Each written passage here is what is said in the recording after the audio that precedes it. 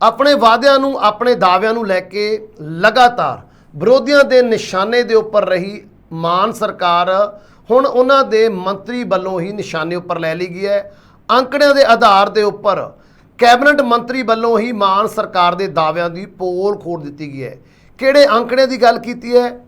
ਕਿਹੜੇ ਦਾਅਵਿਆਂ ਦੀ ਪੋਲ ਖੁੱਲੀ ਹੈ ਤੇ ਕਿਸ ਕੈਬਨਿਟ ਮੰਤਰੀ ਨੇ ਹੀ ਮਾਨ ਸਰਕਾਰ ਦੇ ਖਿਲਾਫ ਇਹ ਅੰਕੜੇ ਪੇਸ਼ ਕਰਤੇ ਨੇ, ਗੱਲਬਾਤ ਇਸ ਦੇ ਉੱਪਰ ਕਰਾਂਗੇ। ਗੱਲਬਾਤ ਕਰਾਂਗੇ SGPC ਦੇ ਇਜਲਾਸ ਦੀ। ਅੱਜ ਇਸ ਇਜਲਾਸ ਦੇ ਵਿੱਚ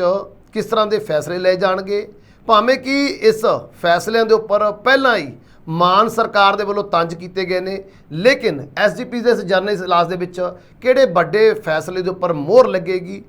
ਇਸ ਉੱਪਰ ਗੱਲਬਾਤ ਕਰਾਂਗੇ। ਤੇ ਨਾਲ ਹੀ ਨਾਲ ਗੱਲਬਾਤ ਕਰਾਂਗੇ 2024 ਦੀਆਂ ਲੋਕ ਸਭਾ ਦੀਆਂ ਚੋਣਾਂ ਤੋਂ ਪਹਿਲਾਂ ਦੇਸ਼ ਦੇ ਵਿੱਚ ਜੋ ਰਾਜਨੀਤੀ ਹੈ ਆਪਣੇ ਚਰਮ ਉੱਪਰ ਪਹੁੰਚਦੀ ਹੋਈ ਨਜ਼ਰ ਆ ਰਹੀ ਹੈ, ਕਿਉਂਕਿ ਜਿੱਥੇ ਤੋੜ ਵਿਛੋੜੇ ਕਰ ਚੁੱਕੀਆਂ ਪਾਰਟੀਆਂ ਆਪਣੇ ਆਪ ਦੇ ਵਿੱਚ ਇੱਕ ਵਾਰ ਫਿਰ ਤੋਂ ਗਠਬੰਧਨ ਦੀ ਦਹਲੀਜ਼ ਦੇ ਉੱਪਰ ਖੜੀਆਂ ਨੇ, ਇੱਕ ਦੂਜੇ ਦੇ ਨਾਲ ਗਠਬੰਧਨ ਕਰਦੀਆਂ ਹੋਈਆਂ ਕੋਸ਼ਿਸ਼ਾਂ ਕਰਦੀਆਂ ਨਜ਼ਰ ਆ ਰਹੀਆਂ ਨੇ, ਉੱਥੇ ਹੀ ਕੁਝ ਵਿਰੋਧੀ ਪਾਰਟੀਆਂ ਇੱਕ ਦੂਜੇ ਨੂੰ ਨੀਵਾਂ ਦਿਖਾਉਣ ਤੋਂ ਵੀ ਪਿੱਛੇ ਨਹੀਂ ਹਟ ਰਹੀਆਂ। ਹੁਣ ਕਿਹੜੀਆਂ ਟੁੱਟੀਆਂ ਹੋਈਆਂ ਪਾਰਟੀਆਂ ਇੱਕ ਹੋਣ ਦੀ ਕੋਸ਼ਿਸ਼ ਕਰ ਰਹੀਆਂ ਨੇ ਤੇ ਕਿਹੜੇ ਵਿਰੋਧੀਆਂ ਪਾਰਟੀਆਂ ਇੱਕ ਦੂਸਰੇ ਨੂੰ ਨੀਵਾਂ ਦਿਖਾਉਣ ਦੇ ਲਈ ਚਾਲਾਂ ਚੱਲ ਰਹੀਆਂ ਨੇ, ਗੱਲਬਾਤ ਇਸ ਤੇ ਵੀ ਕਰਾਂਗੇ। ਸਤਿ ਸ਼੍ਰੀ ਅਕਾਲ, ਮੈਂ ਲਖਵਿੰਦਰ ਸਿੰਘ ਮਾਨ ਤੇ ਤੁਸੀਂ ਦੇਖ ਰਹੇ ਹੋ ਖਬਰ ਸਵੇਰ। ਇਹਨਾਂ ਖਬਰਾਂ ਦੇ ਉੱਪਰ ਵਿਸਥਾਰ ਦੇ ਨਾਲ ਗੱਲਬਾਤ ਕਰਨ ਦੇ ਲਈ ਮੇਰੇ ਨਾਲ ਨੇ ਪ੍ਰੋਫੈਸਰ ਮਨਜੀਤ ਸਿੰਘ ਅਣਖੀ ਜੀ। ਸਭ ਤੋਂ ਪਹਿਲਾਂ ਸਵਾਗਤ ਕਰ ਲੈਂਦੇ ਹਾਂ ਅਣਖੀ ਜੀ, ਸਵਾਗਤ ਹੈ ਪ੍ਰੋਗਰਾਮ ਦੇ ਵਿੱਚ। ਬਹੁਤ ਬਹੁਤ ਸ਼ੁਕਰੀਆ ਮਾਨ ਸਾਹਿਬ, ਸਾਰਿਆਂ ਨੂੰ ਸਤਿ ਸ਼੍ਰੀ ਅਕਾਲ। ਅਣਖੀ ਜੀ, ਜਦੋਂ ਤੋਂ ਮਾਨ ਸਰਕਾਰ ਸੱਤਾ ਦੇ ਵਿੱਚ ਆਈ ਹੈ, ਸਾਰੀਆਂ ਵਿਰੋਧੀ ਪਾਰਟੀਆਂ ਉਹਨਾਂ ਦੇ ਹਰ ਇੱਕ ਫੈਸਲੇ ਨੂੰ ਲੈ ਕੇ ਉਹਨਾਂ ਦੇ ਉੱਪਰ ਤਿੱਖੇ ਨਿਸ਼ਾਨੇ ਲਗਾਉਣ ਦੀ ਕੋਸ਼ਿਸ਼ ਕਰਦੀਆਂ ਨੇ ਅਤੇ ਮਾਨ ਸਰਕਾਰ ਨੂੰ ਨੀਵਾਂ ਦਿਖਾਉਣ ਦੀ ਕੋਸ਼ਿਸ਼ ਕਰਦੀਆਂ ਨੇ। ਵਾਅਦੇ ਕੋਈ ਵੀ ਹੋਣ, ਹਰ ਇੱਕ ਨਿਸ਼ਾਨੇ ਦੇ ਉੱਪਰ ਰਹਿੰਦੇ ਵਿਰੋਧੀ ਪਾਰਟੀਆਂ ਦੇ। ਹੁਣ ਗੱਲ ਕਾਂਗਰਸ ਦੀ ਕਰੀਏ, ਜਿਨ੍ਹਾਂ ਦੇ ਵੱਲੋਂ ਕੱਲ 29,000 ਨੌਕਰੀਆਂ ਦੇ ਦਾਅਵਿਆਂ ਨੂੰ ਲੈ ਕੇ ਸਰਕਾਰ ਦੀ ਪੋਲ ਖੋਲ੍ਹਣ ਦੀ ਕੋਸ਼ਿਸ਼ ਕੀਤੀ ਗਈ ਅਤੇ ਅੰਕੜੇ ਵੀ ਕੈਬਨਿਟ ਮੰਤਰੀ ਦੇ ਹੀ ਪੇਸ਼ ਕੀਤੇ ਗਏ ਕਿ ਉਹਨਾਂ ਦੇ ਕੈਬਨਿਟ ਮੰਤਰੀ ਦੇ ਅੰਕੜਿਆਂ ਦੇ ਆਧਾਰ ਦੇ ਉੱਪਰ ਹੀ ਇਹ ਸਾਬਤ ਕਰਨ ਦੀ ਕੋਸ਼ਿਸ਼ ਕੀਤੀ ਕਿ ਮਾਨ ਸਰਕਾਰ ਸਰਾਸਰ ਝੂਠ ਬੋਲ ਰਹੀ ਹੈ। ਹੁਣ ਕਾਂਗਰਸ ਦੇ ਵੱਲੋਂ ਇਹ ਕਿਹੜੇ ਅੰਕੜਿਆਂ ਦੀ ਗੱਲ ਕੀਤੀ ਗਈ ਹੈ, ਕਿਹੜੇ ਕੈਬਨਿਟ ਮੰਤਰੀ ਦੇ ਅੰਕੜਿਆਂ ਦੀ ਗੱਲ ਕੀਤੀ ਗਈ ਹੈ ਤੇ ਇਹਨਾਂ ਅੰਕੜਿਆਂ ਤੋਂ ਬਾਅਦ ਹੁਣ ਮਾਨ ਸਰਕਾਰ ਆਪਣੇ 29,000 ਦੇ ਦਾਅਵੇ ਨੂੰ ਡਿਫੈਂਡ ਕਿਵੇਂ ਕਰੇਗੀ? ਦੇਖੋ ਮਾਨ ਸਾਹਿਬ, ਜਦੋਂ ਦੀ ਸਰਕਾਰ ਬਣੀ ਹੈ ਉਦੋਂ ਤੋਂ ਲੈ ਕੇ ਹੁਣ ਤੱਕ ਆਮ ਆਦਮੀ ਪਾਰਟੀ ਵੱਲੋਂ ਇਹ ਦਾਅਵੇ ਕੀਤੇ ਜਾ ਰਹੇ ਆ ਪਿਛਲੀਆਂ ਸਰਕਾਰਾਂ ਵਾਂਗੂ। ਪਹਿਲੀ ਤਾਂ ਗੱਲ ਇਹ ਗੱਲ ਕਰਨੀ, ਪਿਛਲੀਆਂ ਹੀ ਸਰਕਾਰਾਂ ਵਾਂਗੂ ਕਿ ਅਸੀਂ 36,000 ਮੁਲਾਜ਼ਮਾਂ ਨੂੰ ਪੱਕਿਆਂ ਕਰਦਾ। ਕਦੇ ਕਹਿ ਦਿੱਤਾ ਜਾਂਦਾ ਕਿ ਆਪਾਂ 29,000 ਮੁਲਾਜ਼ਮਾਂ ਨੂੰ ਪੱਕਿਆਂ ਕਰਦਾ ਜਾਂ ਪੱਕੇ ਕੀਤੇ ਜਾ ਚੁੱਕੇ ਨੇ। ਇਸ ਮੁੱਦੇ ਨੂੰ ਲੈ ਕੇ ਸਮੇਂ-ਸਮੇਂ ਤੇ ਭਗਵੰਤ ਮਾਨ ਹੋਣਾ ਨੇ ਦਾਅਵੇ ਜਿਹੜੇ ਨੇ ਕੀਤੇ ਨੇ। ਇਹੋ ਜਿਹੇ ਬਹੁਤ ਕੁਝ ਬੀਤੇ ਸਮੇਂ ਦੇ ਸਾਹਮਣੇ ਆਇਆ। ਉਸ ਤੋਂ ਪਹਿਲਾਂ ਵੀ ਗੱਲ ਕਰੀਏ ਚਰਨਜੀਤ ਸਿੰਘ ਚੰਨੀ ਦੀ ਸਰਕਾਰ ਦੇ ਵਿੱਚ ਵੀ, ਉਦੋਂ ਵੀ 36,000 ਮੁਲਾਜ਼ਮਾਂ ਨੂੰ ਪੱਕਿਆਂ ਕਰਨ ਦੇ ਸੰਬੰਧੀ ਵੱਡੇ ਇਸ਼ਤਿਹਾਰ, ਵੱਡੇ ਬੋਰਡ ਜਿਹੜੇ ਸੀ ਪੰਜਾਬ ਦੀਆਂ ਸੜਕਾਂ ਤੇ ਲੱਗੇ ਵਿਖਾਈ ਦੇਣ ਲੱਗ ਪਏ। ਚਰਨਜੀਤ ਸਿੰਘ ਚੰਨੀ ਦੀ ਸਰਕਾਰ ਦਾ ਭੋਗ ਪੈ ਗਿਆ, ਆਮ ਆਦਮੀ ਪਾਰਟੀ ਦੀ ਸਰਕਾਰ ਵੱਧਦੀ ਹੈ। ਭਗਵੰਤ ਮਾਨ ਹੁਣੀ ਆਉਂਦੇ ਸਭ ਤੋਂ ਪਹਿਲਾਂ ਆਣ ਕੇ ਉਹ ਕਹਿੰਦੇ ਨੇ ਕਿ ਮੁਲਾਜ਼ਮਾਂ ਨੂੰ ਜਿਹੜੇ ਹੈਗੇ ਨੇ 36,000 ਮੁਲਾਜ਼ਮ ਉਹਨਾਂ ਨੂੰ ਪੱਕਿਆਂ ਕੀਤਾ ਜਾਊ। ਜਿਹੜੇ ਵੱਖ-ਵੱਖ ਮਹਿਕਮਿਆਂ ਦੇ ਵਿੱਚ ਆਊਟਸੋਰਸਿਸ ਠੇਕੇ ਦੇ ਆਧਾਰ ਤੇ ਜਾਂ ਬੀਤੇ ਲੰਬੇ ਸਮੇਂ ਤੋਂ ਟੈਂਪਰੇਰੀ ਤੌਰ ਤੇ ਕੰਮ ਕਰ ਰਹੇ ਆ ਉਹਨਾਂ ਨੂੰ ਪੱਕਿਆਂ ਕੀਤਾ ਜਾਊਗਾ। ਤੇ ਨਾਲ ਹੀ ਉਹਨਾਂ ਨੇ ਇਹ ਦਾਅਵਾ ਕੀਤਾ ਕਿ ਮੇਰਾ ਜਦੋਂ ਵੀ ਪੈਨ ਚੱਲੇਗਾ, ਹਰਾ ਪੈਨ ਚੱਲੇਗਾ, ਨੌਜਵਾਨਾਂ ਦੀ ਭਲਾਈ ਵਾਸਤੇ ਚੱਲੇਗਾ, ਨੌਕਰੀਆਂ ਦੇਣ ਵਾਸਤੇ ਚੱਲੇਗਾ। ਬਾਅਦ ਵਿੱਚ ਅਖਬਾਰਾਂ 'ਚ ਇਸ਼ਤਿਹਾਰ ਦਿੱਤੇ ਗਏ। ਅਜੇ 10 ਦਿਨ ਜਾਂ 15 ਦਿਨ ਪਹਿਲਾਂ ਵੀ ਇਹੋ ਜਿਹਾ ਇਸ਼ਤਿਹਾਰ ਆ ਗਿਆ ਕਿ ਅਖਬਾਰਾਂ 'ਚ ਮੁੱਖ ਮੰਤਰੀ ਸਾਹਿਬ ਨੇ ਦਾਅਵਾ ਕੀਤਾ ਕਿ ਇਹਨੇ ਟੀਚਰ ਜਿਹੜੇ ਨੇ ਜਿਨ੍ਹਾਂ ਦੀ 10 ਸਾਲ ਦੀ ਨੌਕਰੀ ਹੋ ਚੁੱਕੀ ਆ ਉਹਨਾਂ ਨੂੰ ਪਰਮਾਨੈਂਟ ਕਰ ਦਿੱਤਾ ਗਿਆ, ਰੈਗੂਲਰ ਕਰ ਦਿੱਤਾ ਗਿਆ। ਪਰ ਅਜੇ ਤੱਕ ਸਰਕਾਰ ਉਹ ਜਿਹੜਾ 36,000 ਮੁਲਾਜ਼ਮ ਜਿਹਨੂੰ ਪੱਕਿਆਂ ਕਰਨਾ ਸੀ, ਪਹਿਲੀ ਤਾਂ ਗੱਲ ਅਜੇ ਤੱਕ ਉਹਨਾਂ ਦੇ ਸੰਬੰਧੀ ਲਿਸਟ ਹੀ ਜਾਰੀ ਨਹੀਂ ਹੋ ਸਕੀ ਕਿ ਉਹ ਮੁਲਾਜ਼ਮ ਵਿਚਾਰੇ ਹੈ ਕਿਹੜੇ ਆ, ਕਿਹਨਾਂ ਨੂੰ ਪੱਕਿਆਂ ਕਰਨਾ। ਪਹਿਲਾਂ ਵੀ ਆਪਾਂ ਪ੍ਰੋਗਰਾਮ 'ਚ ਗੱਲਾਂ ਕੀਤੀਆਂ ਕਿ ਉਹਨਾਂ ਨੂੰ ਪੱਕਿਆਂ ਕਰਨ ਦੇ ਦਾਅਵੇ ਕਰ ਕਰਕੇ ਉਹ ਮੁਲਾਜ਼ਮ ਹੁਣ ਖਿੰਗਰ ਬਣ ਚੁੱਕੇ ਆ ਤੇ ਕਈ ਵਿਚਾਰੇ ਰਿਟਾਇਰ ਵੀ ਹੋ ਚੁੱਕੇ ਆ। ਉਹ 29,000 ਸੀ, ਉਹ 30,000 ਸੀ, ਉਹ 36,000 ਸੀ, ਜਿਹਨਾਂ ਵਾਸਤੇ ਆਮ ਆਦਮੀ ਪਾਰਟੀ ਦੀ ਸਰਕਾਰ ਨੇ ਇੱਕ ਪਾਲਿਸੀ ਵੀ ਬਣਾਈ। ਪਾਲਿਸੀ ਕਹਿੰਦੇ ਸੀ ਉਸ ਪਾਲਿਸੀ ਦੇ ਤਹਿਤ ਉਹਨਾਂ ਨੂੰ ਜਲਦੀ ਕਰ ਦੇਣਾ। ਉਹ ਅਜੇ ਤੱਕ ਪਾਲਿਸੀ ਪਤਾ ਨਹੀਂ ਕਿੱਥੇ ਬਣੀ ਹੈ, ਕਿੱਥੇ ਨਹੀਂ ਬਣੀ, ਅੱਜ ਤੱਕ ਉਹਦਾ ਵੀ ਪਤਾ ਨਹੀਂ। ਹਾਂ, ਜਿੱਦਣ ਕੈਬਨਿਟ ਦੀ ਮੀਟਿੰਗ ਹੁੰਦੀ ਆ ਉਸ ਦਿਨ ਇੱਕ ਦੋ ਖਬਰਾਂ ਅਖਬਾਰਾਂ 'ਚ ਜ਼ਰੂਰ ਲੱਗਦੀਆਂ ਕਿ ਕੱਚੇ ਮੁਲਾਜ਼ਮਾਂ ਨੂੰ ਪੱਕਿਆਂ ਕਰਨ ਤੇ ਲੱਗ ਸਕਦੀ ਹੈ ਫੈਸਲੇ ਤੇ ਮੋਹਰ, ਇਹੋ ਜਿਹੀਆਂ ਖਬਰਾਂ ਲੱਗਦੀਆਂ। ਪਰ ਮੋਹਰ ਲੱਗੀ ਨਹੀਂ ਤੇ ਨਾ ਹੀ ਅਜੇ ਤੱਕ ਕਦੇ ਉਹ ਪਾਲਿਸੀ ਜਿਹੜੀ ਬਣਾਈ ਕਿ ਉਸ ਪਾਲਿਸੀ ਦੇ ਤਹਿਤ ਸਭ ਕੁਝ ਹੋਣਾ, ਨਾ ਹੀ ਉਹ ਪਾਲਿਸੀ ਸਾਹਮਣੇ ਆਈ। ਖੈਰ ਉਹ ਉੱਥੇ ਦਾ ਉੱਥੇ ਹੀ ਹੈ। ਹੁਣ ਕੱਲ ਇਹ ਇੱਕ ਬੜਾ ਵੱਡਾ ਖੁਲਾਸਾ ਬਰਿੰਦਰ ਸਿੰਘ ਢਿੱਲੋਂ ਵੱਲੋਂ, ਜਿਹੜੇ ਕਾਂਗਰਸ ਦੇ ਨੇਤਾ ਨੇ, ਦੂਜੇ ਪਾਸੇ ਅਕਾਲੀਆਂ ਵੱਲੋਂ ਵੀ ਜਿਹੜੇ ਪੋਲ ਨੇ ਉਹ ਖੋਲ੍ਹ ਕੇ ਰੱਖ ਦਿੱਤੇ ਗਏ, ਉਹ ਡਾਟਾ ਵਾਈਜ਼ ਉਹਨਾਂ ਨੇ ਗੱਲ ਕੀਤੀ। ਹੁਣ ਜਿਸ ਤਰੀਕੇ ਦੇ ਡਾਟਾ ਵਾਈਜ਼ ਗੱਲ ਕੀਤੀ, ਮਈ ਦੇ ਮਹੀਨੇ ਜਿਸ ਤਰੀਕੇ ਨਾਲ ਮੁੱਖ ਮੰਤਰੀ ਸਾਹਿਬ ਨੇ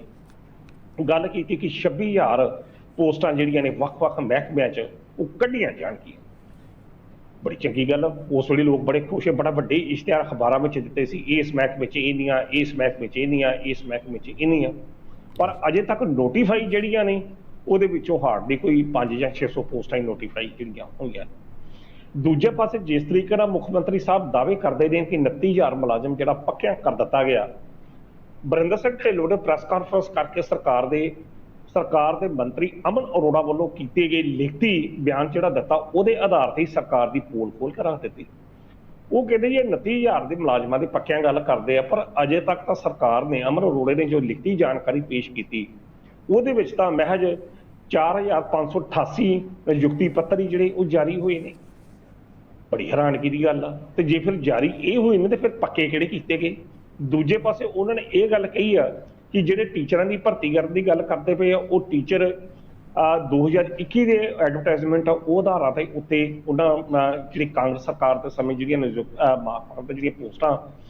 ਭਰੀਆਂ ਜਾਣੀਆਂ ਸਨ, ਉਹਨਾਂ ਦੇ ਇਸ਼ਤਿਹਾਰ ਦਿੱਤੇ ਗਏ ਸਨ, ਉਹਦੇ ਮੁਲਾਜ਼ਮਾਂ ਨੂੰ ਜਿਹੜਾ ਉਮੀਦਵਾਰਾਂ ਨੇ ਦਿੱਤੇ ਪੱਕੇ ਤਾਂ ਉਹ ਹੋਏ ਨੇ। ਤੇ ਦੂਸਰੇ ਪਾਸੇ ਨਾਲ ਹੀ ਉਹਨਾਂ ਨੇ ਇਹ ਵੀ ਗੱਲ ਕੀਤੀ ਕਿ ਜਿਹੜੀ ਪੰਜਾਬ ਪੁਲਿਸ ਦੀ ਭਰਤੀ ਆ, ਅਜੇ ਤੱਕ ਉਹਨਾਂ ਦੇ ਵਿੱਚ ਵੀ ਉਹਨਾਂ ਨੇ ਦਿੱਤਾ ਕਿ ਕਈਆਂ ਨੂੰ ਨਿਯੁਕਤੀ ਪੱਤਰ ਜਾਂ ਜਿਹੜਾ ਕੰਮ ਹੈ ਜਾਰੀ ਦਾ ਜਾਂਚ ਦਾ ਕੰਮ ਜਿਹੜਾ ਅਜੇ ਪੂਰਨ ਮੁਕੰਮਲ ਤੱਕ ਪਹੁੰਚਿਆ ਹੀ ਨਹੀਂ। ਕਹਿਣ ਦਾ ਅਰਥ ਹੈ ਕਿ ਬੜੇ ਗੰਭੀਰ ਇਲਜ਼ਾਮ ਜਿਹੜੇ ਨੇ ਬਰਿੰਦਰ ਸਿੰਘ ਢਿੱਲੋਂ ਨੇ ਤੱਥਾਂ ਦੇ ਆਧਾਰ ਤੇ ਲਾਏ।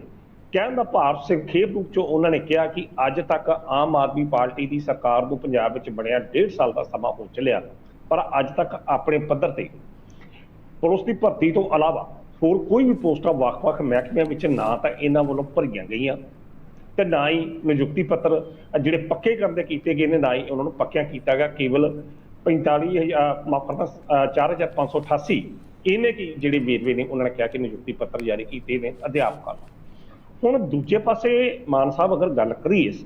ਕਿ ਜਿਹੜੇ 36,000 ਮੁਲਾਜ਼ਮ ਸੀ ਜਾਂ 30,000 ਮੁਲਾਜ਼ਮ ਸੀ ਜਾਂ 29,000 ਮੁਲਾਜ਼ਮ ਸੀ, ਅੱਜ ਤੋਂ 4 ਦਿਨ ਪਹਿਲਾਂ ਵੀ ਗੱਲ ਕੀਤੀ ਮੁੱਖ ਮੰਤਰੀ ਸਾਹਿਬ ਨੇ ਕਿ ਜਿਹਦੇ ਵਿੱਚੋਂ ਟੀਚਰ ਜਿਹੜੇ ਨੇ ਜਿਹੜੇ ਕੱਚੇ ਨੇ, ਜਿਹੜੇ ਬੀਤੇ ਸਾਲ ਜਿਹਨਾਂ ਦੀ 10 ਸਾਲ ਦੀ ਸਰਵਿਸ ਹੋ ਗਈ ਜਾਂ ਨਹੀਂ ਹੋਈ, ਕੋਈ ਇਸ ਤਰ੍ਹਾਂ ਦੀ ਗੱਲਬਾਤ ਕੀਤੀ ਕਿ ਉਹਨਾਂ ਨੂੰ ਪੱਕਿਆ ਕੀਤਾ।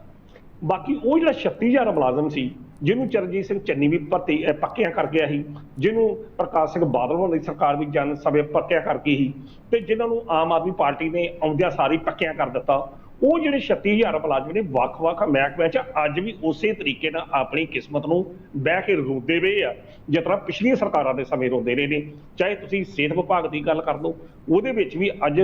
ਅਨੇਕਾਂ ਮੁਲਾਜ਼ਮ ਜਿਹੜੇ ਨੇ 4th ਕਲਾਸ 'ਚ ਤੀਜੇ ਦਰਜੇ ਦੇ ਮੁਲਾਜ਼ਮ ਜਿਹੜੇ ਨੇ ਪੱਕੇ ਨਹੀਂ ਹੋਏ, ਜਿਨ੍ਹਾਂ ਦੀ ਬੀਤੇ 10-10 ਸਾਲ ਤੋਂ ਸਰਵਿਸ ਹੋ ਚੁੱਕੀ ਆ। ਤਾਂ ਸਰਕਾਰ ਨੇ ਕਹਿੰਦੇ ਇੱਕ ਪਾਲਿਸੀ ਬਣਾਈ ਸੀ, ਉਹ ਓਮਾ ਦੇਵੀ ਵਰਸਸ ਕਰਨਾਟਕਾ ਕੇਸ ਦੇ ਨਾਲ ਨੂੰ ਮਿਲਦਿਆਂ ਹੋਇਆ, ਕਿ ਜਿਹਦੇ ਵਿੱਚ ਇਹਨਾਂ ਨੂੰ ਇੱਕ ਵੱਖਰੇ ਕੇਡਰ ਦੇ ਅਨੁਸਾਰ ਭਰਤੀ ਕਰਕੇ ਇਹਨਾਂ ਨੂੰ ਲਾਭ ਦਿੱਤਾ ਜਾਣਾ ਸੀ, ਤੇ ਨਾਲ ਹੀ ਇਹ ਕਿਹਾ ਗਿਆ ਸੀ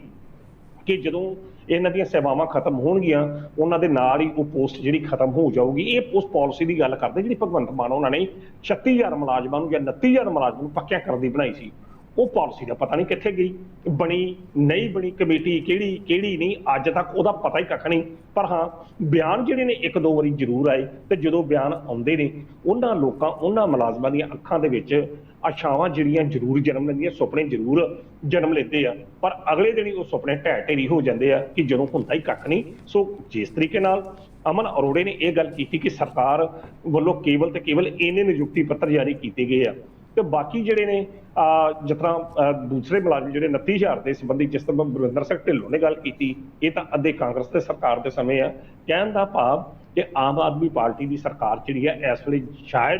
ਸ਼ਾਇਦ ਕਿ ਜਿਸ ਤਰ੍ਹਾਂ ਲੋਕ ਕਹਿੰਦੇ ਨੇ ਇਸ਼ਤਿਹਾਰਬਾਜ਼ੀ ਦੇ ਵਿੱਚ ਵਿਸ਼ਵਾਸ ਰੱਖਦਿਆਂ ਹੋਇਆ ਵੱਡੇ ਇਸ਼ਤਿਹਾਰ ਤਾਂ ਜ਼ਰੂਰ ਦੇ ਰਹੀ ਆ, ਪਰ ਜ਼ਮੀਨੀ ਪੱਧਰ ਤੇ ਕੰਮ ਜਿਹੜਾ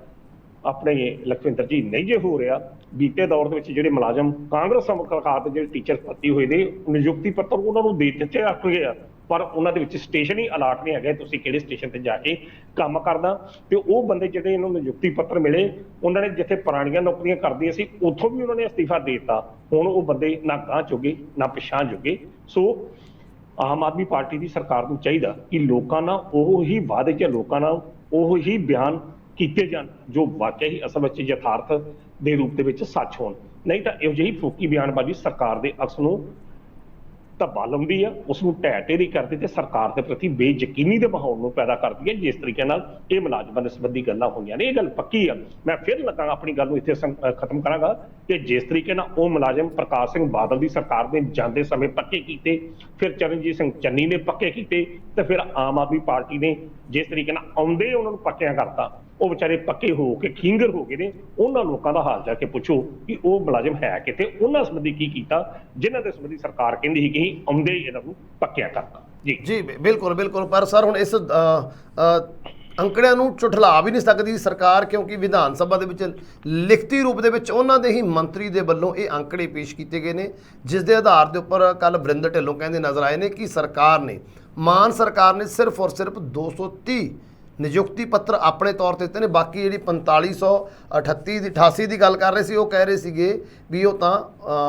ਕਾਂਗਰਸ ਸਰਕਾਰ ਦੀ ਦੇਣ ਸੀ। ਸਿਰਫ ਨਿਯੁਕਤੀ ਪੱਤਰ ਉਹਨੂੰ ਦਿੱਤੇ ਨੇ ਕਿਉਂਕਿ ਕੋਡ ਆਫ ਕੰਡਕਟ ਲੱਗਣ ਕਾਰਨ ਸਾਰੀ ਪ੍ਰੋਸੈਸਿੰਗ ਹੋਣ ਤੋਂ ਬਾਅਦ ਵੀ ਇਹ ਮੁਲਾਜ਼ਮਾਂ ਨੂੰ ਕਾਂਗਰਸ ਨਿਯੁਕਤੀ ਪੱਤਰ ਨਹੀਂ ਦੇ ਸਕੇ ਸੀ। ਸੋ ਸਰਕਾਰ ਇਸ ਮਾਮਲੇ ਦੇ ਉੱਪਰ ਹੁਣ ਘਿਰਦੀ ਹੋਈ ਨਜ਼ਰ ਆ ਰਹੀ ਹੈ। ਤੇ ਦੂਸਰੇ ਪਾਸੇ ਘਿਰਾਓ ਅੱਜ ਐਸਜੀਪੀਸੀ ਵੱਲੋਂ ਵੀ ਹੋ ਰਿਹਾ ਹੈ,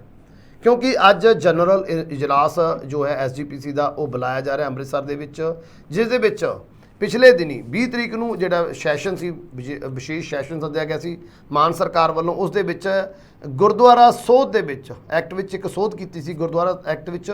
ਉਸ ਸੋਧ ਨੂੰ ਲੈ ਕੇ ਐਸਜੀਪੀਸੀ ਅਤੇ ਆਮ ਆਦਮੀ ਪਾਰਟੀ ਸਰਕਾਰ ਇੱਕ ਦੂਜੇ ਦੇ ਉੱਪਰ ਪਿਛਲੇ ਦਿਨਾਂ ਤੋਂ ਵਰਦੀ ਨਜ਼ਰ ਆ ਰਹੀ ਹੈ, ਇੱਕ ਦੂਜੇ ਦੇ ਖਿਲਾਫ ਵੱਡੇ ਬਿਆਨ ਹੁੰਦੇ ਨਜ਼ਰ ਆ ਰਹੇ ਨੇ। ਸੋ ਜਿੱਥੇ ਮਾਨ ਸਰਕਾਰ ਆਪਣਾ ਰੁਖ ਸਪਸ਼ਟ ਕਰ ਚੁੱਕੀ ਹੈ, ਉੱਥੇ ਹੀ ਅੱਜ ਐਸਜੀਪੀਸੀ ਵੀ ਆਪਣਾ ਰੁਖ ਇਸ ਮਾਮਲੇ ਦੇ ਉੱਪਰ ਸਪਸ਼ਟ ਕਰੇਗੀ ਕਿ ਕੋਈ ਸਖਤ ਫੈਸਲਾ ਸਰਕਾਰ ਦੇ ਖਿਲਾਫ ਐਸਜੀਪੀਸੀ ਇਸ ਇਜਲਾਸ ਦੇ ਵਿੱਚ ਲਿਆ ਸਕਦੀ ਹੈ। ਕਿਵੇਂ ਦੇਖ ਰਹੇ ਹੋ ਅੱਜ ਦੇ ਇਸ ਇਜਲਾਸ ਨੂੰ? ਮਾਨ ਸਾਹਿਬ, ਬੀਤੀ 20 ਜੂਨ ਤੋਂ ਜਿਸ ਦਿਨ ਪੰਜਾਬ ਵਿਧਾਨ ਸਭਾ ਦੇ ਵਿੱਚ ਗੁਰਬਾਣੀ ਪ੍ਰਸਾਰਣ ਨੂੰ ਲੈ ਕੇ ਮਤਾ ਪੇਸ਼ ਕੀਤਾ ਗਿਆ, ਉਦੋਂ ਤੋਂ ਲੈ ਕੇ ਹੁਣ ਤੱਕ ਸ਼੍ਰੋਮਣੀ ਗੁਰਦੁਆਰਾ ਪ੍ਰਬੰਧਕ ਕਮੇਟੀ ਤੇ ਪੰਜਾਬ ਸਰਕਾਰ ਆਮੋ ਸਾਹਮਣੇ, ਜਿੱਥੇ ਸ਼੍ਰੋਮਣੀ ਗੁਰਦੁਆਰਾ ਪ੍ਰਬੰਧਕ ਕਮੇਟੀ ਇਸ ਮਤੇ ਦਾ ਵਿਰੋਧ ਕਰ ਰਹੀ ਹੈ ਜਾਂ ਵਿਰੋਧ ਕਰਨ ਦੇ ਰੂਪ ਦੇ ਵਿੱਚ ਉਹ ਰਾਜਪਾਲ ਨੂੰ ਵੀ ਮਿਲੇ ਨੇ, ਤੇ ਦੂਜੇ ਪਾਸੇ ਭਗਵੰਤ ਮਾਨ ਦੀ ਸਰਕਾਰ ਵੀ ਆਪਣੀ ਜਿੱਦ ਤੇ ਉਸੇ ਤਰੀਕੇ ਨਾਲ ਅੜੀ ਹੋਈ ਮਹਿਸੂਸ ਲੱਗ ਰਹੀ ਹੈ। ਅੱਜ ਸ਼੍ਰੋਮਣੀ ਗੁਰਦੁਆਰਾ ਪ੍ਰਬੰਧਕ ਕਮੇਟੀ ਦਾ ਵਿਸ਼ੇਸ਼ ਇਜਲਾਸ ਜਿਹੜਾ ਬੁਲਾਇਆ ਜਾ ਰਿਹਾ ਤੇਜਾ ਸਿੰਘ ਸਮੁੰਦਰੀ ਹਾਲ ਦੇ ਵਿੱਚ। ਆਮ ਤੌਰ ਤੇ ਸ਼੍ਰੋਮਣੀ ਗੁਰਦੁਆਰਾ ਪ੍ਰਬੰਧਕ ਕਮੇਟੀ ਦਾ ਇਜਲਾਸ 2 ਵਾਰੀ ਬੁਲਾਇਆ ਜਾਂਦਾ, ਇੱਕ ਵਾਰੀ ਜਦੋਂ ਪ੍ਰਧਾਨ ਦੀ ਚੋਣ ਕਰਨੀ ਹੁੰਦੀ ਹੈ ਤੇ ਦੂਸਰੀ ਉਦੋਂ ਜਦੋਂ ਇਸ ਦਾ ਬਜਟ ਸੈਸ਼ਨ ਹੁੰਦਾ। ਤਾਂ ਵਿਸ਼ੇਸ਼ ਹਾਲਤਾਂ ਦੇ ਵਿੱਚ ਇਸ ਦਾ ਵਿਸ਼ੇਸ਼ ਇਜਲਾਸ ਬੁਲਾ ਲਿਆ ਜਾਂਦਾ, ਜਿਸ ਤਰੀਕੇ ਨਾਲ ਅੱਜ ਬੁਲਾਇਆ ਜਾ ਰਿਹਾ ਤੇ ਜਿਸ ਤਰੀਕੇ ਨਾਲ ਵਿਧਾਨ ਸਭਾ ਦਾ ਸੈਸ਼ਨ ਭਗਵੰਤ ਮਾਨ ਹੋਣੀ ਸੱਦੇ ਨੇ। ਹੁਣ ਇਸ ਸੈਸ਼ਨ ਤੋਂ ਪਹਿਲਾਂ ਕੱਲ ਜਿਸ ਤਰੀਕੇ ਨਾਲ ਸ਼੍ਰੋਮਣੀ ਗੁਰਦੁਆਰਾ ਪ੍ਰਬੰਧਕ ਕਮੇਟੀ ਦੇ ਪ੍ਰਧਾਨ ਧਾਮੀ ਹੁਣੀ, ਸਿਕੰਦਰ ਸਿੰਘ ਮਲੂਕਾ, ਪ੍ਰੇਮ ਸਿੰਘ ਚੰਦੂ ਮਾਜਰਾ, ਹੋਰ ਜਿਹੜੇ ਅਕਾਲੀ ਨੇਤਾ ਸਨ, ਜਿਸ ਤਰ੍ਹਾਂ ਉਹਨਾਂ ਦੀ ਬੰਦ ਕਮਰਾ ਮੀਟਿੰਗ ਹੋਈ ਚੰਡੀਗੜ੍ਹ ਦੇ ਵਿੱਚ ਅਕਾਲੀ ਦਲ ਦੇ ਦਫ਼ਤਰ ਦੇ ਵਿੱਚ, ਔਰ ਮੀਟਿੰਗ ਤੋਂ ਬਾਹਰ ਆਣ ਕੇ ਜਿਸ ਤਰੀਕੇ ਨਾਲ ਧਾਮੀ ਸਾਹਿਬ ਨੇ ਕਿਹਾ ਕਿ ਵੱਡੇ ਫੈਸਲੇ ਉਹ ਲਏ ਜਾਣਗੇ ਤੇ ਸਖਤ ਫੈਸਲੇ ਵੀ ਪੁਰਾਤਨ ਸਿੱਖ ਰਵਾਇਤਾਂ ਦੇ ਅਨੁਸਾਰ ਫੈਸਲੇ ਲਏ ਜਾ ਸਕਦੇ। ਅਜੇ ਤੱਕ ਇਹ ਬਿਆਨਾਂ ਦੀ ਮੇਰੇ ਖਿਆਲ ਸ਼ਾਹੀ ਤੁਕੀ ਨਹੀਂ ਸੀ ਅਖਬਾਰਾਂ ਵਿੱਚ, ਅਜੇ ਬਿਆਨ ਤਾਂ ਆਇਆ ਬਾਅਦ ਤੇ ਉਸੇ ਵੇਲੇ ਆਪਣੇ ਪੰਜਾਬ ਦੇ ਮੁੱਖ ਮੰਤਰੀ ਭਗਵੰਤ ਮਾਨ ਹੋਣਾ ਦਾ ਟਵੀਟ ਵੀ ਸਾਹਮਣੇ ਆ ਜਾਂਦਾ। ਉਹ ਕਹਿੰਦੇ ਜੀ ਫੈਸਲਾ ਤਾਂ ਪਹਿਲਾਂ ਇਹਨਾਂ ਨੇ ਕਰ ਲਿਆ, ਉਹ ਤਾਂ ਫੈਸਲਾ ਬਾਦਲ ਪਰਿਵਾਰ ਦਾ ਆਉਣਾ ਉੱਥੇ ਤਾਂ ਪੜ੍ਹ ਕੇ ਸੁਣਾਇਆ ਜਾਣਾ। ਕਹਿਣ ਦਾ ਅਰਥ ਆ ਕਿ ਸਰਕਾਰ ਤੇ ਐਸਜੀਪੀਸੀ ਇਸ ਮੁੱਦੇ ਤੇ ਦੋਵੇਂ ਅਜੇ ਤੱਕ ਵੀ ਆਪੋ ਮੁੱਦੇ ਤੇ ਆਮੋ ਸਾਹਮਣੇ ਨੇ, ਆਪੋ ਆਪਣੇ ਮੁੱਦਿਆਂ ਤੇ ਕਾਇਮ। ਹੁਣ ਸ਼੍ਰੋਮਣੀ ਗੁਰਦੁਆਰਾ ਪ੍ਰਬੰਧਕ ਕਮੇਟੀ ਜਿਸ ਤਰੀਕੇ ਨਾਲ ਗੁਰਬਾਣੀ ਪ੍ਰਸਾਰਣ ਦੇ ਮੁੱਦੇ ਨੂੰ ਲੈ ਕੇ ਚੱਲ ਰਹੀ ਹੈ, ਔਰ ਕਿਹਾ ਜਾ ਰਿਹਾ ਕਿ ਜਿਹੜੀ ਸਿੱਖ ਗੁਰਦੁਆਰਾ ਐਕਟ ਦੇ ਵਿੱਚ ਜਿਹੜੀ ਤਰਮੀਮ ਸੋਧ ਕਰਨ ਦੀ ਗੱਲ ਆ ਜਾਂ ਇਸ ਦਾ ਉਸਨੂੰ ਰੱਦ ਕੀਤਾ ਜਾਵੇ, ਇਹਦੇ ਸੰਬੰਧੀ ਤਾਂ ਉਹ ਮਤਾ ਕੁਦਰਤੀ ਤੌਰ ਤੇ ਇਹ ਮਤਾ ਲਿਆਏਗਾ, ਨਿੰਦਾ ਪ੍ਰਸਤਾਵ ਆਏਗਾ ਕਿ ਸਰਕਾਰ ਜਿਹੜੀ ਆ ਸਿੱਖ ਮਸਲਿਆਂ ਦੇ ਵਿੱਚ, ਪੰਥਕ ਮੁੱਦਿਆਂ ਦੇ ਵਿੱਚ ਇੰਟਰਫੇਰੈਂਸ ਕਰ ਰਹੀ ਹੈ, ਦਖਲਅੰਦਾਜ਼ੀ, ਜਿਸ ਨੂੰ ਕਿਸੇ ਸੂਰਤ ਵਿੱਚ ਬਰਦਾਸ਼ਤ ਨਹੀਂ ਕੀਤਾ ਜਾ ਸਕਦਾ। ਉਹ ਪ੍ਰਸਤਾਵ ਜਿਹੜਾ ਉਹ ਰੱਦ ਕੀਤਾ ਜਾਊਗਾ, ਇਹ ਤਾਂ ਗੱਲ ਸੁਭਾਵਿਕ ਹੈਗੀ।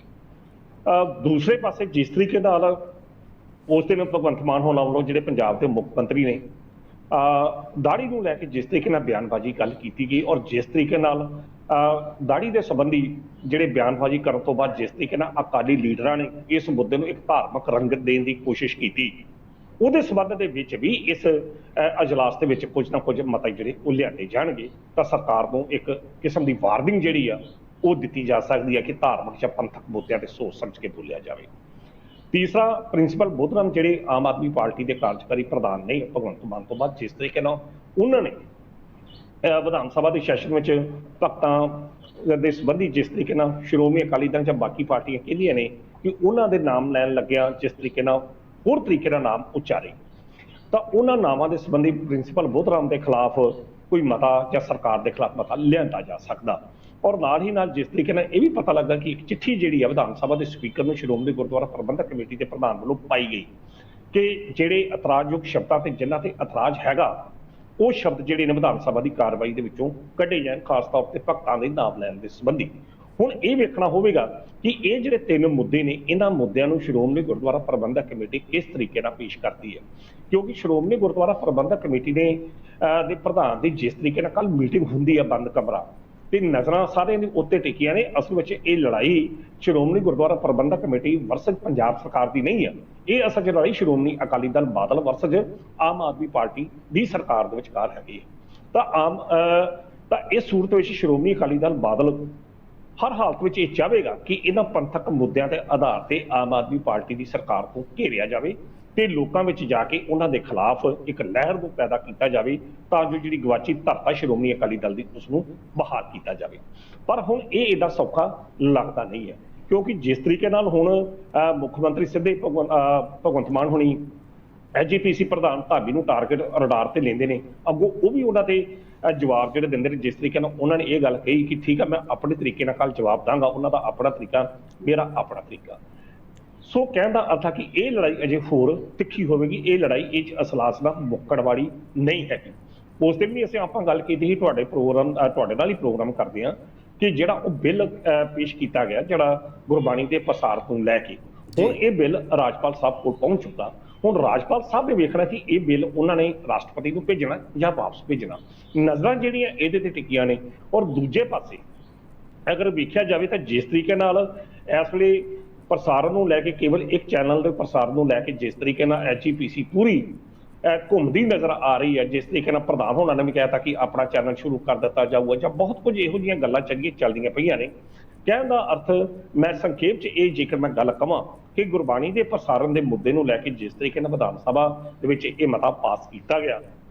ਔਰ ਪਾਸ ਕਰਨ ਤੋਂ ਬਾਅਦ ਜਿਸ ਤਰੀਕੇ ਨਾਲ ਸ਼੍ਰੋਮਣੀ ਗੁਰਦੁਆਰਾ ਪ੍ਰਬੰਧਕ ਕਮੇਟੀ ਹਰਕਤ ਵਿੱਚ ਆਈ, ਕਹਿਣ ਦਾ ਅਰਥ ਆ ਕਿ ਇਸ ਦਾ ਪ੍ਰਭਾਵ ਜਿਹੜੇ ਨੇ ਇਹਨੇ ਨੇੜਲੇ ਪ੍ਰਭਾਵ ਨਹੀਂ ਪੈਣਗੇ, ਇਸ ਤੇ ਦੂਰਗਾਮੀ ਪ੍ਰਭਾਵ ਜਿਹੜੇ ਜ਼ਰੂਰ ਜਾਣਗੇ। ਵੇਖਣ ਨੂੰ ਇਹ ਬਿਲਕੁਲ ਸ਼ਾਂਤ ਲੱਗ ਰਿਹਾ ਪਰ ਇੰਨਾ ਕੋਈ ਸ਼ਾਂਤ ਹੈ ਨਹੀਂ। ਪਰਦੇ ਦੇ ਪਿੱਛੇ ਬਹੁਤ ਕੁਝ ਅਜਿਹਾ ਚੱਲ ਰਿਹਾ ਜਿਸ ਨਾਲ ਆਉਂਦੇ ਦਿਨ ਆਮ ਆਦਮੀ ਪਾਰਟੀ ਦੀ ਸਰਕਾਰ ਵਾਸਤੇ ਵੀ ਗੰਭੀਰ ਹੋ ਸਕਦੇ ਆ ਤੇ ਐਜੀਪੀਸੀ ਵਾਸਤੇ ਵੀ ਗੰਭੀਰ ਹੋ ਸਕਦੇ ਆ, ਕਿਉਂਕਿ ਟਕਰਾਓ ਜਿਹੜਾ ਦੋਵਾਂ ਧਿਰਾਂ ਦੇ ਵਿਚਕਾਰ ਜਿਹੜਾ ਵੱਧਦਾ ਪਿਆ। ਔਰ ਇਸ ਸਭ ਟਕਰਾਓ ਦੇ ਉੱਤੇ ਭਾਜਪਾ ਦੀਆਂ ਜਿਹੜੀਆਂ ਆਪਣੀਆਂ ਨਜ਼ਰਾਂ ਉਹ ਵੀ ਟਿਕੀਆਂ ਨੇ, ਉਹ ਵੀ ਜਮ੍ਹਾਂ ਘਟਾਓ ਦੀਆਂ ਜਨਮਾਂ ਤਕਸੀਬਾਂ ਜਿਹੜੀਆਂ ਜ਼ਰੂਰ ਕਰਦੀਆਂ ਪਈਆਂ ਨੇ। ਕਿਉਂਕਿ ਜੇਕਰ ਬਿੱਲ ਰਾਸ਼ਟਰਪਤੀ ਕੋਲ ਗਵਰਨਰ ਸਾਹਿਬ ਵੱਲੋਂ ਭੇਜ ਦਿੱਤਾ ਜਾਂਦਾ ਤਾਂ ਸਾਫ਼ ਉਹ ਬਿੱਲ ਫਿਰ ਕਾਨੂੰਨ ਬਣ ਜਾਏਗਾ। ਤਾਂ ਫਿਰ ਇਸ ਦੇ ਵਿੱਚ ਜਿੱਥੇ ਆਮ ਆਦਮੀ ਪਾਰਟੀ ਦੀ ਸਰਕਾਰ ਇਨਵਾਲਵ ਆ, ਉੱਥੇ ਨਾਲ ਹੀ ਨਾਲ ਜਿਹੜੀ ਆ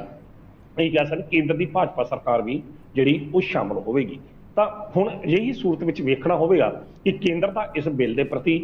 ਕੀ ਪ੍ਰਤੀਕਰਮ ਆ ਤੇ ਦੂਜੇ ਪਾਸੇ ਐਜੀਪੀਸੀ ਵੀ ਇਸ ਮੁੱਦੇ ਨੂੰ ਲੈ ਕੇ ਗੰਭੀਰ ਆ ਕਿ ਉਹਨਾਂ ਵੱਲੋਂ ਗਵਰਨਰ ਸਾਹਿਬ ਨੂੰ ਬਿੱਲ ਜਿਹੜਾ ਪੇਸ਼ ਤੇ ਕਰ ਦਿੱਤਾ ਗਿਆ। ਗਵਰਨਰ ਸਾਹਿਬ ਨੇ ਕਿਹਾ ਹੈ ਕਿ ਸੰਵਿਧਾਨ ਦੇ ਅਨੁਸਾਰ ਵੇਖਾਂਗਾ ਮੈਂ ਕਾਰਵਾਈ ਕਰਦੀ। ਸੋ ਅੱਜ ਦਾ ਜਿਹੜਾ ਅਜਲਾਸ ਦੇ ਉੱਤੇ ਨਜ਼ਰਾਂ ਪੂਰੀਆਂ ਟਿਕੀਆਂ ਰਹਿਣਗੀਆਂ। ਅੱਜ ਦਾ ਅਜਲਾਸ ਜਿਹੜਾ ਪੰਜਾਬ ਦੀ ਰਾਜਨੀਤੀ ਦੇ ਵਿੱਚ ਅਹਿਮ ਪ੍ਰਭਾਵ ਜਿਹੜਾ ਆਉਂਦਿਆਂ ਦਿਨਾਂ ਦੇ ਵਿੱਚ ਜ਼ਰੂਰ ਪਾਉਂਦਾ ਮਹਿਸੂਸ ਹੋਵੇਗਾ। ਜੀ, ਜਿੱਥੇ ਪੰਜਾਬ ਦੀ ਰਾਜਨੀਤੀ ਦੇ ਵਿੱਚ ਜਿਵੇਂ ਤੁਸੀਂ ਪ੍ਰਭਾਵ ਦੀ ਗੱਲ ਕੀਤੀ ਅੱਜ ਦੇ ਦਿਨ ਦੀ, ਉੱਥੇ ਦੇਸ਼ ਦੀ ਰਾਜਨੀਤੀ ਦੀ ਗੱਲ ਕਰੀਏ ਤਾਂ ਭੱਜ ਦੌੜ ਸ਼ੁਰੂ ਹੋ ਚੁੱਕੀ ਹੈ 2024 ਦੀਆਂ ਇਲੈਕਸ਼ਨ ਨੂੰ ਲੈ ਕੇ, ਜਿੱਥੇ ਕੁਝ ਟੁੱਟੇ ਹੋਏ ਦਲ ਇੱਕ ਦੂਜੇ ਦੇ ਨਾਲ ਜੁੜਨ ਦੀ ਕੋਸ਼ਿਸ਼ ਦੇ ਵਿੱਚ ਨੇ। ਵੱਡੇ ਵੱਡੇ ਲੀਡਰਾਂ ਦੇ ਬਿਆਨ ਆ, ਜਿਵੇਂ ਰਾਜਨਾਥ ਸਿੰਘ ਦੀ ਗੱਲ ਕਰੀਏ ਅਕਾਲੀ ਦਲ ਨੂੰ ਲੈ ਕੇ ਉਹਨਾਂ ਦਾ ਇੱਕ ਵੱਡਾ ਬਿਆਨ ਆਇਆ ਸੀ, ਤੇ ਦੂਸਰੇ ਪਾਸੇ ਆਪਣੇ ਵਿਰੋਧੀਆਂ ਨੂੰ ਨੀਵਾਂ ਦਿਖਾਉਣ ਦੇ ਲਈ ਵੀ ਲਗਾਤਾਰ ਰਾਜਨੀਤੀ ਤੇਜ਼ ਹੋ ਚੁੱਕੀ ਹੈ। ਅਜੇ ਮਾਕਨ ਜੀ ਆਮ ਆਦਮੀ ਪਾਰਟੀ ਖਾਸ ਤੌਰ ਤੇ ਅਰਵਿੰਦ ਕੇਜਰੀਵਾਲ ਦੇ ਉੱਪਰ ਤਿੱਖੇ ਨਿਸ਼ਾਨੇ ਸਾਧਦੇ ਹੋਏ ਨਜ਼ਰ ਆਏ ਸੀ ਪਟਨਾ ਦੀ ਵਿਰੋਧੀ ਦਲਾਂ ਦੀ ਮੀਟਿੰਗ ਨੂੰ ਲੈ ਕੇ। ਉਹ ਇਲਜ਼ਾਮ ਕਿਸ ਤਰ੍ਹਾਂ ਦੇ ਸੀ ਤੇ ਰਾਜਨਾਥ ਸਿੰਘ ਦਾ ਬਿਆਨ ਕੀ ਹੈ ਜੋ ਅਕਾਲੀ ਦਲ ਦੇ ਲਈ ਆਇਆ? ਕਿਵੇਂ ਦੇਖ ਰਹੇ ਹੋ ਉਹਨਾਂ ਦੋ ਬਿਆਨਾਂ ਨੂੰ? ਦੇਖੋ ਮਾਨ ਸਾਹਿਬ, ਜਿਉਂ-ਜਿਉਂ 2 ਦਸੰਬਰ 2024 ਦੀਆਂ ਲੋਕ ਸਭਾ ਚੋਣਾਂ ਨੇੜੇ ਆਉਣੀਆਂ ਨੇ, ਉਦੋਂ ਤੱਕ ਹੁਣ ਇਹੋ ਜਿਹਾ ਬਹੁਤ ਕੁਝ ਤੁਹਾਨੂੰ ਸਿਆਸੀ ਸ਼ਤਰੰਜ ਤੇ ਵੇਖਣ ਨੂੰ ਮਿਲੇਗਾ। ਇੱਕ ਦੂਜੇ ਤੇ ਇਲਜ਼ਾਮ, ਟੁੱਟੀਆਂ ਬਾਵਾਂ ਗੱਲ ਨੂੰ ਆਉਣੀਆਂ, ਇਹੋ ਜਿਹੀਆਂ ਗੱਲਾਂ ਬਾਤਾਂ ਆਉਂਦਿਆਂ ਦਿਨਾਂ 'ਚ ਤੁਹਾਨੂੰ ਜ਼ਰੂਰ ਵੇਖਣ ਨੂੰ ਮਿਲ ਸਕਦੀਆਂ। 4 ਦਿਨ ਪਹਿਲਾਂ ਜਾਂ 2 ਦਿਨ ਪਹਿਲਾਂ ਰਾਜਨਾਥ ਸਿੰਘ ਚੰਡੀਗੜ੍ਹ ਆਉਂਦੇ ਆ ਔਰ ਪ੍ਰਕਾਸ਼ ਸਿੰਘ ਬਾਦਲ ਦੀ ਉਹ ਤਾਰੀਫ ਕਰਦੇ, ਤੇ ਨਾਲ ਹੀ ਨਾਲ ਉਹ ਆਪਾਂ ਕਹਿ ਸਕਦੇ ਕਿ NDA ਦੀ, ਸ਼੍ਰੋਮਣੀ ਅਕਾਲੀ ਦਲ ਦੀ ਸਰਕਾਰ ਦੀ ਸ਼ਲਾਘਾ ਕਰਦੇ ਆ ਕਿ ਬੀਤੇ ਸਮੇਂ ਦੇ ਵਿੱਚ ਉਹਨਾਂ ਦੇ ਸੰਬੰਧ ਬੜੇ ਵਧੀਆ ਜਿਹੜੇ ਉਹਨਾਂ ਨਾਲ ਰਹੇ ਨੇ। ਉਹਨਾਂ ਨੇ ਕਿਹਾ ਕਿ ਠੀਕ ਆ, ਗੱਠਜੋੜ ਟੁੱਟ ਚੁੱਕਾ, ਪਰ ਜਿਹੜੇ ਸੰਬੰਧ ਨੇ, ਜਿਹੜੇ ਰਿਸ਼ਤੇ ਨੇ, ਉਹ ਅਜੇ ਵੀ ਉਸੇ ਤਰੀਕੇ ਨਾਲ ਰਿਸ਼ਤੇ ਜਿਹੜੇ ਖਰਾਬ ਨਹੀਂ ਹੋਣੇ ਚਾਹੀਦੇ। ਤਾਂ ਇਹ ਬਿਆਨ ਤੋਂ ਬਾਅਦ ਜ਼ਿਆਦਾ ਕਿਆਸ ਰਹੀਆਂ ਇਹ ਲੱਗਣ ਲੱਗ ਪਈਆਂ ਸਨ ਕਿ ਆਉਂਦੇ ਦਿਨਾਂ ਦੇ ਵਿੱਚ ਭਾਜਪਾ ਔਰ ਅਕਾਲੀ ਦਲ ਦਾ ਗੱਠਜੋੜ ਸ਼ਾਇਦ ਦੁਬਾਰਾ ਹੋ ਸਕਦਾ ਹੈਗਾ, ਕਿਉਂਕਿ ਰਾਜਨਾਥ ਸਿੰਘ ਸੀਨੀਅਰ ਭਾਜਪਾ ਦੇ ਲੀਡਰ ਨੇ। ਇਹੋ ਜਿਹੀ ਬਿਆਨਬਾਜ਼ੀ ਜਿਹੜੀ ਆ ਜਦੋਂ ਸਵਰਗਵਾਸੀ ਪ੍ਰਕਾਸ਼ ਸਿੰਘ ਬਾਦਲ ਹੁਣ ਜਦੋਂ ਸਵਰਗਵਾਸ ਹੁੰਦੇ ਆ, ਉਦੋਂ ਨਰਿੰਦਰ ਮੋਦੀ ਹੁਣਾਂ ਦਾ ਪਹੁੰਚਣਾ, ਫਿਰ JP ਨੱਡਾ ਦਾ ਆਉਣਾ, ਫਿਰ ਉਸ ਤੋਂ ਮਗਰੋਂ ਅਮਿਤ ਸ਼ਾਹ ਹੁਣਾਂ ਦਾ ਆਣ ਕੇ ਉਹਨਾਂ ਦੇ ਸ਼ਰਧਾਂਜਲੀ ਭੇਟ ਕਰਨਾ, ਤਾਂ ਬਹੁਤ ਕੁਝ ਅਜਿਹੇ ਕਿਆਸ ਰਹੀਆਂ ਲੱਗਣ ਲੱਗ ਪਈਆਂ ਸੀ ਕਿ ਸ਼ਾਇਦ ਅਕਾਲੀ ਭਾਜਪਾ ਗੱਠਜੋੜ ਦੁਬਾਰਾ ਭਵਿੱਖ ਵਿੱਚ ਹੋ ਸਕਦਾ। ਤੇ ਨਾਲ ਹੀ ਨਾਲ ਹੁਣ ਜਿਸ ਤਰੀਕੇ ਨਾਲ ਰਾਜਨਾਥ ਸਿੰਘ ਹੁਣਾਂ ਨੇ ਕੱਲ੍ਹ ਦੀ ਬਿਆਨਬਾਜ਼ੀ ਆ ਕੇ ਇਹ ਬਿਆਨ ਦਿੱਤਾ, ਉਹਦੇ ਤੋਂ ਇਹ ਗੱਲ ਹੋਰ ਸਿਆਸੀ ਹਲਕਿਆਂ ਵਿੱਚ ਹੋਗੀ ਕਿ ਸ਼ਾਇਦ ਅਜਿਹੀ ਗੱਲ ਹੋ ਸਕਦੀ ਆ। ਪਰ ਇੱਥੇ ਨਾਲ ਹੀ ਆਪਣੇ ਦਰਸ਼ਕਾਂ ਨੂੰ ਅਸੀਂ ਇਹ ਵੀ ਯਾਦ ਕਰਾ ਦਈਏ ਕਿ ਜਿਹੜੇ ਹਰਦੀਪ ਸਿੰਘ ਪੁਰੀ ਨੇ ਔਰ ਦੂਜੇ ਪਾਸੇ ਅਸ਼ਵਨੀ ਸ਼ਰਮਾ, ਉਹ ਬਾਰ-ਬਾਰ ਇਹ ਗੱਲ ਕਹਿ ਚੁੱਕੇ ਨੇ ਕਿ ਕਿਸੇ ਵੀ ਸੂਰਤ ਵਿੱਚ ਭਾਜਪਾ ਅਕਾਲੀ ਗੱਠਜੋੜ ਨਹੀਂ ਹੋਵੇਗਾ, ਭਾਜਪਾ ਜਿਹੜੀ ਇਕੱਲੇ ਦਮ ਤੇ ਚੋਣਾਂ ਲੜੇਗੀ। ਤਾਂ ਅਜਿਹੀ ਸੂਰਤ ਵਿੱਚ ਕੱਲ੍ਹ ਇੱਕ ਹੋਰ ਬਿਆਨ ਆ ਜਾਂਦਾ ਜਿਹਦੇ ਵਿੱਚ ਅਕਾਲੀ ਨੇਤਾਵਾਂ ਨੇ ਇਹ ਗੱਲ ਕਹੀ ਹੈ ਕਿ ਠੀਕ ਆ, ਮਿੱਤਰ ਪਿਆਰੇ ਜਿਹੜੇ ਦੋਸਤ ਨੇ, ਪੁਰਾਣੇ ਸੰਬੰਧ ਨੇ, ਪਰ ਅਕਾਲੀ ਦਲ ਜਿਹੜਾ ਨਾ ਉਹ ਅਜੇ ਗੱਠਜੋੜ ਦੇ ਸੰਬੰਧੀ ਕੋਈ ਵੀ ਸੋਚ ਜਿਹੜੀ ਆ ਉਹ ਨਹੀਂ ਰੱਖਦਾ। ਇਹ ਅਕਾਲੀ ਦਲ ਦੇ ਨੇਤਾਵਾਂ ਦਾ ਕੱਲ੍ਹ ਦਾ ਬਿਆਨ ਜਿਹੜਾ ਸਾਹਮਣੇ ਆ, ਭਾਵ ਇੱਕ ਕਿਸਮ ਦਾ ਵਿਰਾਮ ਚਿੰਨ੍ਹ ਦੁਬਾਰਾ ਜਿਹੜਾ ਲਗਾ ਦਿੱਤਾ। ਹਾਲਾਂਕਿ ਸਮੇਂ ਦੀ ਲੋੜ ਦੇ ਅਨੁਸਾਰ ਅਕਾਲੀ ਦਲ ਨੂੰ ਵੀ ਇਸ ਵਕਤ ਭਾਜਪਾ ਵਰਗੀ ਪਾਰਟੀ ਦੀ ਗੱਠਜੋੜ ਦੀ ਲੋੜ ਆ, ਕਿਉਂਕਿ ਅਕਾਲੀ ਦਲ ਇਹ ਕਲੀਅਰ ਕੱਟ ਕਹਿ ਚੁੱਕਾ ਕਿ ਉਹ ਕਦੇ ਵੀ ਉਸ ਗੱਠਜੋੜ ਦਾ ਹਿੱਸਾ ਨਹੀਂ ਬਣੇਗਾ ਜਿਸ ਗੱਠਜੋੜ ਵਿੱਚ ਕਾਂਗਰਸ ਪਾਰਟੀ ਦੀ ਸ਼ਮੂਲੀਅਤ ਹੋਵੇਗੀ। ਤਾਂ ਅਜਿਹੀ ਸੂਰਤ ਵਿੱਚ ਕੋਈ ਵੀ ਉਸਦੇ ਕੋਲ ਹੋਰ ਵਿਕਲਪ ਜਿਹੜਾ ਉਹ ਨਹੀਂ ਬਚਦਾ ਸਿਵਾਏ ਭਾਰਤੀ ਜਨਤਾ ਪਾਰਟੀ ਦੇ। ਤਾਂ ਅਜਿਹੀ ਸੂਰਤ ਵਿੱਚ ਬੇਸ਼ੱਕ ਉਹਨਾਂ ਦਾ ਬਿਆਨ ਆ ਗਿਆ, ਪਰ ਦੂਜੇ ਪਾਸੇ ਜਿਸ ਤਰੀਕੇ ਨਾਲ ਰਾਜਨਾਥ ਸਿੰਘ ਉਹਨਾਂ ਦੇ ਬਿਆਨ ਨੂੰ ਵੇਖਿਆ ਜਾ ਰਿਹਾ, ਤੇ ਰਾਜਨੀਤੀ ਦੇ ਵਿੱਚ ਸੰਭਵ ਸ਼ਬਦ ਨਾਂ ਦੀ ਕੋਈ ਗੱਲ ਹੀ ਨਹੀਂ ਹੁੰਦੀ। ਹੋ ਸਕਦਾ ਕਿ ਬੀਤੇ ਦਿਨਾਂ ਦੇ ਵਿੱਚ ਟੁੱਟੀਆਂ ਬਾਹਾਂ ਗੱਲ ਨੂੰ ਆ ਜਾਣ, ਘਰ ਵਾਪਸੀ ਇਹੋ ਜਿਹੇ ਬਿਆਨਬਾਜ਼ੀਆਂ ਕਰਕੇ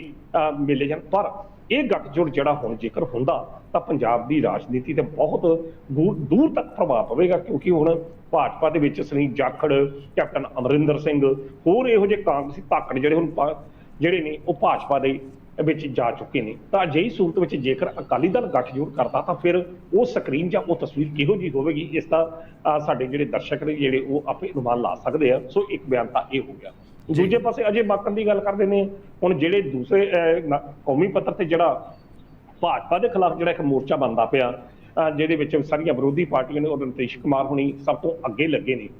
ਜਿਸ ਦੀ ਅਗਲੀ ਮੀਟਿੰਗ ਜਿਹੜੀ ਹੈ ਸ਼ਿਮਲੇ ਵਿੱਚ ਹੋਣੀ ਹੈ ਤੇ ਮਲਕਾ ਰਾਜਨ ਖੜਗੇ ਜਿਸ ਦੀ ਪ੍ਰਧਾਨਗੀ ਕਰਨੀ ਹੈ, ਉਸ ਸੰਬੰਧ ਦੇ ਵਿੱਚ ਹੁਣ ਅਜੇ ਮਾਕਨ ਦਾ ਪਹਿਲੇ ਬਿਆਨ ਆ ਗਿਆ ਤੇ ਉਹਨਾਂ ਨੇ ਪਾਰਟੀ ਲੀਹਾਂ ਤੇ ਚੱਲਦਿਆਂ ਹੀ ਅਰਵਿੰਦ ਕੇਜਰੀਵਾਲ ਉਹ ਆਮ ਆਦਮੀ ਪਾਰਟੀ ਨੂੰ ਘੇਰਿਆ।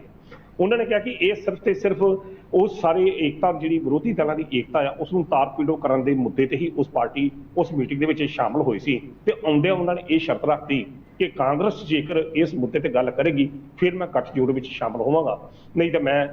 ਇਸ ਗੱਠਜੋੜ ਵਿੱਚ ਆਮ ਆਦਮੀ ਪਾਰਟੀ ਸ਼ਾਮਲ ਜਿਹੜੀ ਨਹੀਂ ਹੋਵੇਗੀ। ਤਾਂ ਉਹਨਾਂ ਨੇ ਤੰਜ ਕੱਸਦਿਆਂ ਇਹ ਗੱਲ ਕਹੀ ਅਜੇ ਮਾਕਨ ਨੇ ਕਿ ਇਹ ਭਾਜਪਾ ਦੀ ਚਾਲ ਆ, ਤਾਂ ਜੋ ਭਾਜਪਾ ਆਮ ਆਦਮੀ ਪਾਰਟੀ ਭਾਜਪਾ ਦੀ B ਟੀਮ ਜੋ ਕੰਮ ਕਰ ਰਹੀ ਆ, ਤੇ ਇਹ ਕੇਵਲ ਤੇ ਕੇਵਲ ਪਾਰਟੀ ਏਕਤਾ ਜਿਹੜੇ ਵਿਰੋਧੀ ਦਲ ਜਿਹੜੇ ਇਕੱਠੇ ਹੋ ਰਹੇ ਨੇ ਉਹਨਾਂ ਦੇ ਵਿੱਚ ਦਰਾੜ ਪਾਉਣ ਦਾ ਇੱਕ ਜਿਹੜਾ ਯਤਨ ਹੈਗਾ। ਤਾਂ ਕਿਉਂਕਿ ਆਮ ਆਦਮੀ ਪਾਰਟੀ ਭਾਜਪਾ ਦੀ B ਟੀਮ ਹੈਗੀ ਆ। ਅਜਿਹੀ ਸੂਰਤ ਵਿੱਚ ਹੁਣ ਆਮ ਆਦਮੀ ਪਾਰਟੀ ਦਾ ਕੀ ਰੁਖ ਰਹਿੰਦਾ, ਆਮ ਆਦਮੀ ਪਾਰਟੀ ਵੀ ਕੀ ਆਪਣੇ ਪੱਧਰ ਤੇ ਹੀ ਚੋਣਾਂ ਲੜੇਗੀ ਜਾਂ ਨਹੀਂ ਲੜੇਗੀ, ਪਰ ਜਿਸ ਤਰੀਕੇ ਦੇ ਨਾਲ ਉਸ ਬਿਹਾਰ ਵਾਲੀ ਮੀਟਿੰਗ ਦੇ ਵਿੱਚ ਪ੍ਰੈਸ ਕਾਨਫਰੰਸ ਵਿੱਚ ਅਰਵਿੰਦ ਕੇਜਰੀਵਾਲ ਦਾ ਸ਼ਾਮਲ ਨਾ ਹੋਣਾ ਤੇ ਆਪਣੀ ਇਸ ਜਿੱਦ ਨੂੰ ਪੇਸ਼ ਕਰਨਾ,